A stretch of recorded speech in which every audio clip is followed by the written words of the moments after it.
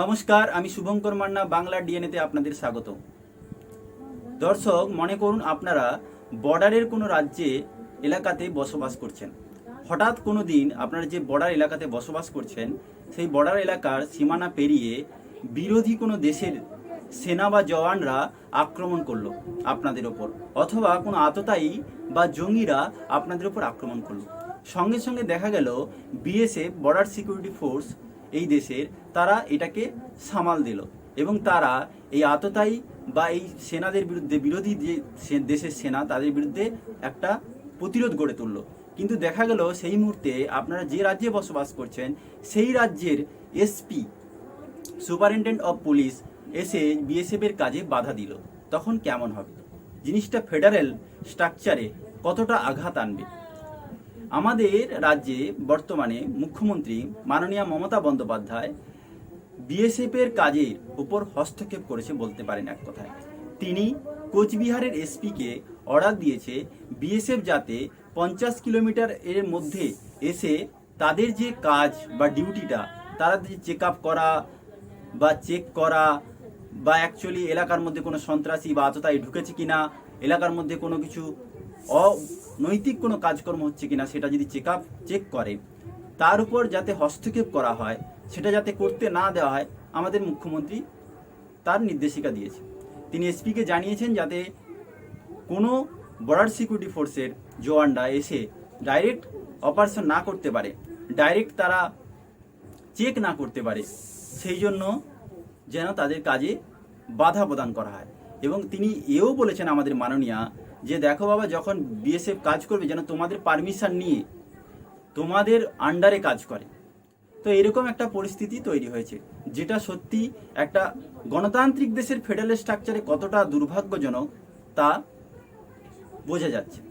এখন প্রশ্ন যে পশ্চিমবঙ্গ কেন বারবার এইভাবে যে একটা জঙ্গিদের বা আততায়ীদের বা সমাজের অনৈতিক যারা কাজকর্ম করে তাদের আঁতুর ঘর হয়ে উঠছে, যেন এখানে মাফিয়া গুন্ডাদের অনেকটা আঁতুর ঘর হয়ে উঠছে।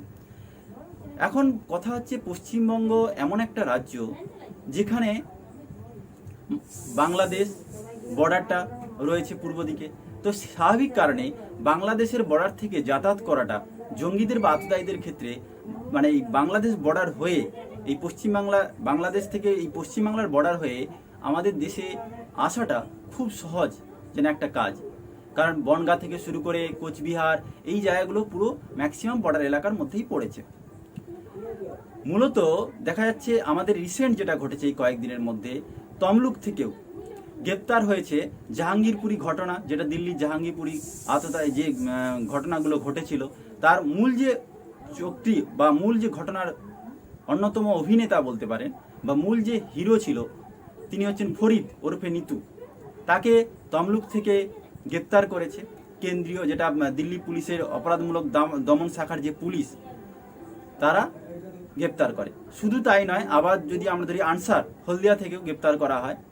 আপনারা বুঝতে পারছেন হলদিয়াটাও যেখানে অনেকটা সমুদ্রের ধারে, সমুদ্রের এই বন্দরের মাধ্যমে এখানেও অনেকটা দুর্বৃত্তদের আনাগোনা এই বন্দরের মাধ্যমে হয়ে থাকে। তো স্বাভাবিক কারণে যে এইভাবে পশ্চিমবঙ্গটা একটা যেন সন্ত্রাসবাদীদের একটা আঁতুর ঘর হয়ে পড়েছে। এর আগেও আপনারা দেখেছেন হাওড়া বা এই মেদিনীপুর থেকে শুরু করে নিউ টাউন, এইভাবে যেন পশ্চিমবাংলার বিভিন্ন জায়গায় সন্ত্রাসবাদীরা কত বিন্দাসভাবে এখানে ঘোরাফেরা করতে পারছে। প্রশ্ন যেটা, যে এইভাবে সাধারণত কি হয়, কেন্দ্রীয় একটা গোয়েন্দা শাখা থাকে আর রাজ্য গোয়েন্দা শাখা, তারা মিলে একটা আলোচনার মাধ্যমে কিছু হটস্পট চিহ্নিত করেছে। তো তাতে পশ্চিমবঙ্গের কিছু কিছু এলাকা উঠে এসছে যেগুলো জঙ্গিদের নিশানার মধ্যে রয়েছে এই এলাকাগুলো। সে যাই হোক, কিন্তু প্রশ্ন যখন এইভাবে একটা কেন্দ্রীয় সরকার তার ফেডারেল স্ট্রাকচারের মধ্যে পড়েছে, তার ল অ্যান্ড অর্ডারের মধ্যে পড়েছে, সে যদি বিএসএফকে অধিকার দেয়, সেখানে রাজ্য সরকার কেন বাধা দিচ্ছে? মাননীয়ার কি সমস্যা রয়েছে এই বিএসএফের প্রতি? তার আগে বলে রাখি, আমাদের বর্ডার সিকিউরিটি ফোর্স হচ্ছে যে দেশের বিভিন্ন সেনাবাহিনী রয়েছে তার পঞ্চম একটা বিশেষ সশস্ত্র সেনাবাহিনী বলতে পারা যায়। যেমন এখানে এয়ার ফোর্স রয়েছে, মূল সশস্ত্র বাহিনী রয়েছে, সেরকম এখানে সিআইএসএফ রয়েছে, একইভাবে বিএসএফও রয়েছে, আর্মিও রয়েছে। তো বিএসএফকে মূলত এই রাজ্যের যেহেতু বর্ডার এলাকা রয়েছে, সেই বর্ডার সিকিউরিটি ফোর্স হিসেবে কাজ করানো রাখা হয়েছে। এখন প্রশ্ন, যেই কেন্দ্রের যেই বর্ডার সিকিউরিটি ফোর্সের কাজ হচ্ছে, তারা বর্ডার এলাকায় যাতে আততায়ীরা না ঢুকতে পারে, কিছু পাচার যাতে না হয়, তার জন্য বা কিছু সন্ত্রাসবাদী কার্যকলাপ রোখা যায়, বর্ডারের সুরক্ষার জন্য বর্ডার সিকিউরিটি ফোর্সকে রাখা হয়েছে। তো তাদের কাজ যে বর্ডার এলাকাগুলো যাতে সুরক্ষিত থাকে তার ব্যবস্থা করা। অপরদিকে আমাদের রাজ্য পুলিশ যারা রয়েছে, রাজ্য অ্যাডমিনিস্ট্রেটিভ প্রশাসন রয়েছে, তাদের কাজ যাতে রাজ্যের মধ্যে আইন শৃঙ্খলা, ল অ্যান্ড অর্ডার ঠিক থাকে তার ব্যবস্থা করা, এখানে যাতে কোনো অপরাধমূলক কাজ না হয়। কারণ আমাদের রাজ্যে পরপর করে এভরিডে যেভাবে রেপ থেকে শুরু করে মার্ডার থেকে শুরু করে এভরিডে যেভাবে ঘটছে, সেটা রাজ্য পুলিশের আন্ডারে পড়ে, তাদের দায়িত্ব, তাদের ডিউটির মধ্যে পড়ে, তারা এই কাজগুলো দেখাশোনা করবে। সুতরাং এইটুকু তো আমরা সাধারণ মানুষ হিসেবে বুঝতে পারি যে বর্ডার সিকিউরিটি ফোর্সের কাজ একটা আলাদা ধরনের, বিএসএফের কাজ তারা বর্ডারকে সুরক্ষিত রাখা, আর আমাদের যারা পুলিশ প্রশাসন রয়েছে তাদের অ্যাডমিনিস্ট্রেটিভটা দেখা, অর্থাৎ তাদের এই রাজ্যের ল অ্যান্ড অর্ডারটাকে ঠিক করে রাখা, অপরাধগুলোকে আটকানো। শুধু তাই না, অপরাধ করার পর আটকানো তা নয়, অপরাধ যাতে না হয় তার আগে ব্যবস্থা করা। সুতরাং স্বাভাবিক জনগণ হিসেবে আমার আপনার মতো মানুষ যারা, তারা স্বাভাবিক মানুষ পদ্ধতিতে এটা বুঝতে পারে যে এখানে বিএসএফ এর সঙ্গে ইন্টারনাল পুলিশের কোনো গন্ডগোল হওয়ার কথা না। কেন তাহলে মমতা বন্দ্যোপাধ্যায় তাদেরকে আটকালো? প্রশ্ন হচ্ছে, মমতা বন্দ্যোপাধ্যায় শুধু আটকালো তা নয়, বিএসএফ এর উপর উল্টোভাবে যে আক্রমণও করেছে, যেটা বলেছে একবার শুনুন। 50 কিলোমিটার পর্যন্ত বিএসএফ কে তুমি ঢুকতে দেবে না তোমাদের এছাড়া। তার কারণ হচ্ছে ওরা ঢুকেই লোককে, গ্রামের লোককে গুলি করছে আর ওপারে ফেলে দিয়ে আসছে। এরকম অনেক কেস আমাদের কাছে এসছে। কুচবিহারে পর এই ঘটনাগুলো ঘটেছে। এমনকি শীতলকুচির ঘটনার ব্যাপারে ওদের যখন ডাকা হচ্ছে, যারা গুলি করেছিল তারা কেউ আসছে না। সিবিআই ডাকলে আমাদের যেতে হবে, আর আমাদের পুলিশ যখন ডাকবে ওরা মার্ডার করবে তখন ওরা আসবে। এবং বিএসএফ কে বলো ওরা যা অপারেশন করবে স্টেট পুলিশকে কনফিডেন্সে নিয়ে করবে। সুতরাং আপনারা বুঝলেন যে এক্ষেত্রে মমতা বন্দ্যোপাধ্যায় কোচবিহারের এসপিকে অর্ডার দিচ্ছেন যে যাতে বিএসএফ এর জওয়ানরা এলাকায় এসে তদারকি না করতে পারে, সার্চ না করতে পারে। তাহলে এই এলাকার মানুষরা, বর্ডার এলাকার মানুষরা কিভাবে সুরক্ষিত থাকবে? শুধু তাই নয়, মমতা বন্দ্যোপাধ্যায় এও জানিয়েছেন তিনি যখন রেলমন্ত্রী ছিল তখনও নাকি অনেককে মেরে জলপাইগুড়িতে ফেলে দিয়ে গেছিল। তিনি যে বিএসএফ এর উপর যে অ্যালিগেশনটা লাগাচ্ছেন, যে অপরাধটা লাগাচ্ছেন, যে বিএসএফ এর লোকেরা নাকি এলাকায় ঢুকে নিরপরাধ লোকেদের মেরে ফেলে দিয়ে যাচ্ছে।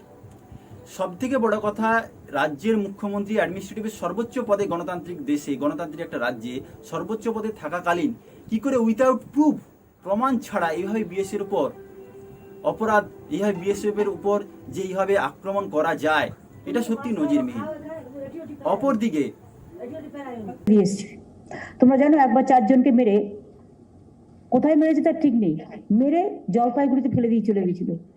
কিন্তু আমি ধরেছিলাম এটা, তার কারণ আমি রেল মিনিস্টার ছিলাম, আমি জানি ডেড বডি কিভাবে ফেললে কি তার আকার হয়, আমার স্টাডি করা ছিল, তাই হাতে নাতে ধরেছিলাম যেগুলো ফেলে দিয়ে গেছিল বডিগুলো। এটা জলপাইগুড়ি।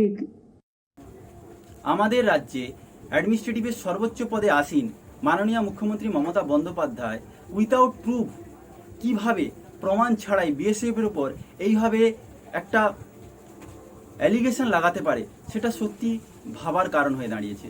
যে উইথাউট প্রুফ, প্রমাণ ছাড়া বিএসএফকে বলা হচ্ছে যে বিএসএফ নাকি এলাকায় ঢুকে নিরপরাধ লোকেদের খুন করে, গুলি করে এবং তাদেরকে মেরে ফেলে দিয়ে চলে যায়। এইভাবে কোনো বিরোধী দেশ, যেগুলো পাকিস্তানের যারা নেতা হয়, প্রধানমন্ত্রী হয়, তারা এইভাবে বক্তব্য রাখে, বিরোধী দেশের লোকেরা এইভাবে বক্তব্য রাখে। কিন্তু কোনো দেশের মধ্যে কোনো রাজ্যের মুখ্যমন্ত্রী এইভাবে বলতে পারে, সত্যি আমরা এটা ভাবতে পারি না। যাই হোক, কথা হচ্ছে তিনি যখন নাকি রেলমন্ত্রী ছিলেন তখনও নাকি এইভাবে ঘটনা ঘটেছে, নাকি কিছু লোককে মেরে জলপাইগুড়িতে ফেলে দেওয়া হয়েছে। তো প্রথম কথা হচ্ছে, তিনি যে কথাটা বলছেন তার কোনো প্রুফ দিচ্ছেন না। যদি সেটা সত্যি হয়ে থাকে তার উচিত ছিল সেই সময় এনকোয়ারি করা, এর সঠিক তদন্তের নির্দেশ দেওয়া উচিত ছিল। প্রথম কথা হচ্ছে, তিনি অবশ্যই এই প্রসঙ্গে জানিয়ে রাখি 1999 থেকে 2001 সাল পর্যন্ত মমতা বন্দ্যোপাধ্যায় রেল মিনিস্টার ছিলেন, আর 2009 সাল থেকে 2011 সাল পর্যন্ত রেল মিনিস্টার ছিলেন। এখন কথা হচ্ছে 11ই অক্টোবর 2021 সালে একটা নিউ নোটিফিকেশান কেন্দ্র সরকার নিয়ে আসে। এই প্রসঙ্গে বলে রাখি যে এই বিএসএফ এটা ডাইরেক্টলি কেন্দ্র সরকারের আন্ডারে, গৃহমন্ত্রীর আন্ডারে কাজ করে। এই 11ই অক্টোবর 2021 সালে যে নিউ নোটিফিকেশান নিয়ে আসা হয়, তাতে বলা হয় যে 12টা স্টেট আমাদের রাজ্যে দেশে 12টা স্টেট এবং কিছু কেন্দ্রশাসিত অঞ্চলগুলোতে বিএসএফের অধিকার নির্ণয় করা হয় এবং সেটা 15 কিলোমিটার থেকে 45 কিলোমিটার পর্যন্ত বিএসএফ তাদের ডিউটি করতে পারবে। অর্থাৎ বিএসএফের যে কাজগুলো থাকে বর্ডার এলাকা সার্চিং করা, বর্ডার এলাকা সুরক্ষিত রাখা এবং কিছু আততায়ী ঢুকলো বা বেরোলো তাদের ঠিকঠাকভাবে দেখা, সেই এলাকার মধ্যে কোনো সমস্যা বা কতটা সুরক্ষিত সেগুলো এনকোয়ারি করা, চাইলে তারা গ্রেপ্তারও করতে পারে। কিন্তু প্রথম কথা হচ্ছে 15 কিলোমিটার থেকে 50 কিলোমিটার পর্যন্ত এই অধিকারটা তাদেরকে দেওয়া হয়েছে কেন্দ্র সরকারের তরফ থেকে বা কেন্দ্র সরকারের তরফ থেকে। তো স্বাভাবিক কারণে মমতা বন্দ্যোপাধ্যায় এটার বিরোধিতা করছেন। তিনি বলছেন, তিনি তার এসপিকে নির্দেশ দিচ্ছেন যে এই 50 কিলোমিটার পর্যন্ত বিএসএফকে যে অধিকারটা দেওয়া হয়েছে সেটা করা যাবে না। এখন কথা হচ্ছে এইভাবে কি মুখ্যমন্ত্রী বলতে পারেন? ওই থেকে গরু আসবে আমার রাজ্যের ওপর দিয়ে, আর কাউ স্মাগলিং এ বেঙ্গলের দোষ হবে।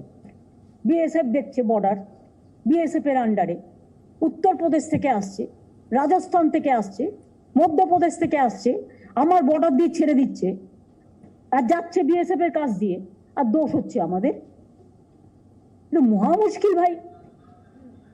কয়লা তোমার অন্য রাজ্য থেকে আমার রাজ্য দিয়ে আসবে কেন? যেটা প্রয়োজন এসেন্সিয়াল আমরা অ্যালাউ করবো, তুমি পাঠাবে, তোমাদের কি আন্ডারস্ট্যান্ডিং আমি কি করে জানবো? আর পরে এর বিরুদ্ধে ইডি, ওর বিরুদ্ধে সিবিআই, আর নিজেরা সব ভাই ভাই।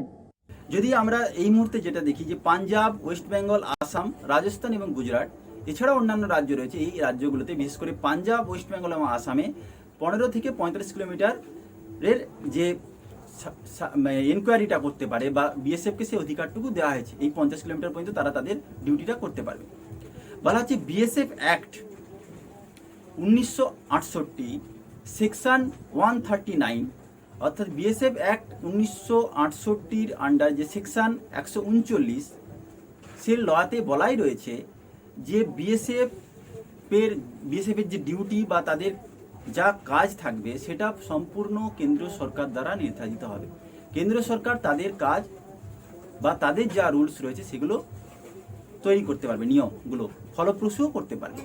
তো স্বাভাবিক কারণে বিএসএফের এই রুলস অনুযায়ী, এই আইন অনুযায়ী বিএসএফ চাইলে ওই এলাকার মধ্যে সিআরপিসি অনুযায়ী তাদের অধিকারের মধ্যে পড়ে বিএসএফের যদি কোনো ব্যক্তি, কোনো আততায়ী ওই এলাকার মধ্যে প্রবেশ করে বা কোনো ওই এলাকায় কোনো সন্ত্রাসবাদীদের কার্যকলাপ থাকে বা ওই এলাকার মধ্যে যদি কখনো অসুরক্ষিত মেহসুস করে অথবা যদি কারো বিরুদ্ধে কমপ্লেন থাকে, সে কোনো অনৈতিক কাজের সঙ্গে যুক্ত, তাহলে তাকে গ্রেপ্তার করার অধিকার থাকে বিএসএফের। বিএসএফের একজন সর্বনিম্ন অফিসারও পর্যন্ত without magistrate, without warrant, magistrate এবং ওয়ারেন্ট ছাড়াও কোনো অপরাধীকে গ্রেপ্তার করার অধিকার থাকে বিএসএফের। এখন প্রশ্ন হচ্ছে পশ্চিমবাংলায় যদি দেখা যায় 23টা জেলা রয়েছে, তার মধ্যে 10টি জেলা বর্ডারের মধ্যে পড়েছে। তো স্বাভাবিক কারণে বিএসএফ চাইলে এই 50 কিলোমিটার এলাকার মধ্যে তার ডিউটি করতে পারে। আমরা বা আপনারা জানি যে এই রাজ্যে একে একে গরু পাচার, কয়লা পাচার এবং আততায়ী সন্ত্রাসবাদীদের আঁতুর ঘরে পরিণত হয়েছে। কারণ আমরা দেখেছি যে তমলুক থেকে গ্রেপ্তার হওয়া ফরিদ বলুন বা ওরফে নিতু, অপরদিকে আনসার বলুন হলদিয়া থেকে গ্রেপ্তার হওয়া, নিউ টাউন বা বিভিন্ন জায়গায় জঙ্গিরা কলকাতা থেকে শুরু করে এই আমাদের পশ্চিমবঙ্গটাকে অনেকটা সুরক্ষিত জায়গা বলে মনে করে। কারণ এখানে অনেক ছোট ছোট ব্যাপারেও পলিটিক্সগুলো হয়। সুতরাং এটা মুখ্যমন্ত্রী মমতা বন্দ্যোপাধ্যায় কেন বিএসএফ কাট কাটছেন, যেখানে নর্মালি বিএসএফ এর সঙ্গে পুলিশের সংঘাত হওয়ার কথা না। অপরদিকে বিএসএফ এর কার্যকলাপে অনেকে এই রাজ্যের বর্ডার এলাকার কিছু লোক অনেক শান্তিতে রয়েছে, সেটাও আপনাদের বক্তব্যের মাধ্যমে শোনাচ্ছি। देखिए बीएसएफ का अपना काम करेगा, पुलिस अपना काम करेगी। अगर बीएसएफ अगर पुलिस अगर अपना अपना काम नहीं करेगी तो हम लोग तब तो हम लोग को तो कोई भरोसा नहीं रहेगा। हम लोग किस पर भरोसा करते हैं, बीएसएफ पर या पुलिस पर? अगर यही लोग अपना काम अगर ठीक से नहीं करेंगे तो हम लोग तो भाई हमको तो दिक्कत आ जाएगा। बीएसएफ का काम में दखलंदाजी देने का ये तो सही बात नहीं है, ये तो गलत है। बीएसएफ तो हमारे सुरक्षा के लिए है, वो 50 मीटर में रहे या 100 मीटर में रहे, 50 किलोमीटर में रहे, वो तय होगा उनके कमांडेंट जो तय करके देंगे वो उन्हीं के अंदर में रहेगा, और जो भी रहे वो हमारे सुरक्षा के लिए रहते हैं। मुझे नहीं लगता कि हमें कोई असुविधा हो रहा है। हम तो यहाँ पे सभी सही है। पुलिस का काम कर रही है और बीएसएफ का काम कर रही है। नहीं, ये तो एकदम गलत है जो दीदी ने हमारा जो मुख्यमंत्री है दीदी ने जो बोला है कि बीएसएफ वो आम आदमी को मार के कड़ा धर के वहाँ फेंक देते हैं, ये सब कुछ गलत है। ये इसलिए बोल रहा है क्योंकि ये एक राजनीति है। जो घुसपैठी लोग जो आ रहा है बांग्लादेश से, वो लोग दीदी का वोट बैंक में है, और इसीलिए उन लोगों के बारे में उन लोगों को सपोर्ट करने के लिए, उन लोगों को संतुष्ट करने के लिए वो ये सब के बारे में दीदी ऐसे जानबूझ के बोल रहा है। अभी तो यहाँ पर माहौल अच्छा है, पहले तो नहीं था। ये जो आईना आया है ये तो बहुत साल पहले आना चाहिए था, 20 साल पहले आना चाहिए था। ये आने से तो सबका शांति होगा ना, यहाँ पर सब लोग ठीक से रहेंगे। नहीं, उसका बीएसएफ का काम बीएसएफ का करने दीजिए, पुलिस का काम पुलिस करेंगे, इसमें क्या तकलीफ है किसी को? हम लोग तो खुश है ना। पश्चिम बंगाल में जिस तरह से इन्फ्लेटेशन हो रहा है, बाहर के असामाजिक तत्व आके हमारे यहाँ पे काफ़ी नुकसान हमारी इकोनॉमी को पहुँचा रहे हैं। तो ये सवाल जो है देश का है, तो देश अगर सुरक्षित रहेगा तो हम सभी सुरक्षित रहेंगे। এখন প্রশ্ন যে মমতা বন্দ্যোপাধ্যায় তাহলে বিএসএফকে আটকাতে চাইছেন কেন? আসলে রয়েছে vote bank politics. Vote bank পলিটিক্সে এখানে দেখা যায় যে মাইনরিটিরা ওই ম্যাক্সিমাম এলাকায় এসে বসবাস করতে শুরু করে। অনেক রোহিঙ্গা থেকে শুরু করে, সেই জন্য দেখবেন আমাদের রাজ্যে যারা সরকারের রয়েছে তারা এনআরসি সিএ এর বিরোধিতা করে। শুধু তাই নয়, এখানে অনেকেই অনৈতিকভাবে উচ্ছেদ হয়ে বা অনেকে অন্য দেশ থেকে এসে রয়েছে। তো সুতরাং তারা মূলত এই যে মাইনরিটি অনেকে এই রাজ্যে রয়েছে, তারা ভোট ব্যাংক হিসেবে এই রাজ্য সরকারকে সহায়তা করে। স্বাভাবিক কারণে ভোট ব্যাংকের চাহিদা অনুযায়ী মাননীয়া চাইছেন যে এই এলাকাগুলোতে যাতে বিএসএফ এর লোকেরা ডাইরেক্ট ডিউটিটা না করতে পারে। আর এইভাবে যদি চলতে থাকে তাহলে কি হবে, এক সময় ধরুন কোনো আততায়ী ঢুকলো এই অনৈতিকভাবে, বিএসএফ তাদেরকে গ্রেপ্তার করতে গেল বা ধরতে গেল, ওই মুহূর্তেই ধরুন পুলিশ, এই রাজ্যের পুলিশ এসে তাদেরকে বাধা দিল। স্বাভাবিক কারণে ওই সময়ের মধ্যে তারা পালিয়ে যেতে পারবে। স্বাভাবিক কারণে তাদের পালিয়ে যাওয়ার সুযোগটা করে দেওয়া হবে। অপরদিকে ধরুন বিএসএফ কোনো কিছু যদি খবর পায় কোনো অনৈতিক কাজ বা আততায়ীর, তারা যখন ডিউটি করতে আসবে তারা এসপির পারমিশন নেবে।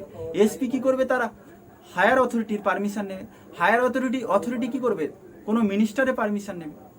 অপরদিকে দেখা যাবে শেষ পর্যন্ত মমতা বন্দ্যোপাধ্যায়ের পারমিশন লাগবে, ততক্ষণে আততায়ী এই রাজ্য ছেড়েই পালিয়ে যাবে।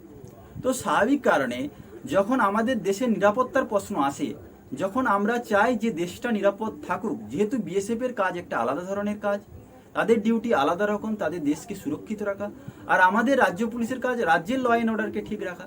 সুতরাং তাদের সংঘাত হওয়া কোনো কারণ নেই। কিন্তু যদি কোনো রাজ্যের অ্যাডমিনিস্ট্রেটিভের সর্বোচ্চ পদে আসীন মাননীয়া যদি এইভাবে তার এসপিকে অর্ডার দেন, তাহলে কি হবে, রাজ্য সরকারের অ্যাডমিনিস্ট্রেটিভের সঙ্গে কেন্দ্র সরকারের যে অ্যাডমিনিস্ট্রেটিভ তার সংঘাত অনিবার্য। আলটিমেটলি আমার আপনার যে নিরাপত্তাটা বিঘ্নিত হবে। কারণ ধরুন কালকে যদি কোনো কারণে হাওড়া বা শিয়ালদা স্টেশনে ব্লাস্ট হয় বা বিস্ফোরণ হয়, সেখানে হিন্দু থেকে মুসলিম সবাই মারা যাবে। কোনো ধর্ম সম্প্রদায়ের মানুষ শুধু মারা যাবে না, সবাই মারা যাবে। সেখানে আপনি তার খোসারতরা দেব, তার ক্ষতিপূরণটা আমাদের দিতে হবে। কারণ মিনিস্টারদের দিতে হয় না, আমার আপনার মতো সাধারণ মানুষরা কোনো আততায়ীদের দ্বারা মৃত্যু মুখে পতিত হয়। অর্থাৎ আমরাই কিন্তু এইগুলোতে সাফার করি। আমাদের দৈনন্দিন জীবনে আমরা প্রতিনিয়ত বাস ট্রেনে যাতায়াত করি, আর কোনো সংঘাত ঘটলে, কোনো আততায়ীর দ্বারা বিস্ফোরণ ঘটলে তার সাফার করব আমি, আপনি, আমরা। সুতরাং এটা বুঝতে হবে, এই রাজ্যের সুরক্ষার ক্ষেত্রে, এই দেশের সুরক্ষার ক্ষেত্রে আগে দেশকে প্রায়োরিটি দিতে হবে। আর সব থেকে বড় কথা, 2024 সালে যেখানে ভোট রয়েছে, লোকসভা ভোট, সেক্ষেত্রে যেখানে আমাদের রাজ্যের মাননীয়া চাইছেন দেশের প্রধানমন্ত্রী হতে, তো তার ভাবা উচিত যদি সে কোনোদিন প্রধানমন্ত্রী হতে পারে, তিনি যদি কোনোদিন প্রধানমন্ত্রী হন, তাহলে তিনিও কি চাইবেন যে বিএসএফকে এই অর্ডারটা দেওয়া কি ভুল হয়েছে? আর তিনিও কি তখন অন্য রাজ্যের অধিকারের উপর হস্তক্ষেপ করবে যে দেখো বাবা বিএসএফকে অধিকার দেওয়া যাবে না, তখন বিএসএফ এইভাবে এনকোয়ারি করতে পারবে না, তারা তাদের ডিউটি করতে পারবে না? এটা কোন ধরনের গণতান্ত্রিক স্ট্রাকচার? সুতরাং এটাও ভাবতে হবে একটু রাজনীতির ঊর্ধ্বে উঠে শুধুমাত্র বিরোধী দেশের মতো কথা না বলে, পাকিস্তানের মতো কথা না বলে দেশের সুরক্ষার খাতে নজর দিন। কারণ আপনি তো দেশের ল অ্যান্ড অর্ডারটাকে, রাজ্যের ল অ্যান্ড অর্ডারটাকে শেষ করে দিয়েছেন। অন্তপক্ষে দেশটাকে বাঁচতে দিন, দেশের মানুষকে বাঁচতে দিন। আর এই আততায়ী এবং সন্ত্রাসবাদী অ্যান্টি সোশ্যালদের হাত থেকে রাজ্যটাকে মুক্ত করুন। का व्यवहार ममता बनर्जी कर रही हैं, ये दुर्भाग्यपूर्ण है। एक बार जब सेना वहां ड्रिल कर रही थी तो वो डर गई थी, अपने पहली मुख्यमंत्री जो अपने देश की सेना से डर गई, बॉर्डर फोर्स के खिलाफ बयान देती। भाई बॉर्डर फोर्स के खिलाफ दूसरे देश के लोग इस तरह का इल्जाम लगाते हैं, वो झूठा मिथ्या लगाते हैं। अपने देश की मुख्यमंत्री अपने ही बॉर्डर सिक्योरिटी फोर्स के बारे में इस तरह का बयान दे, ये दुर्भाग्यपूर्ण है।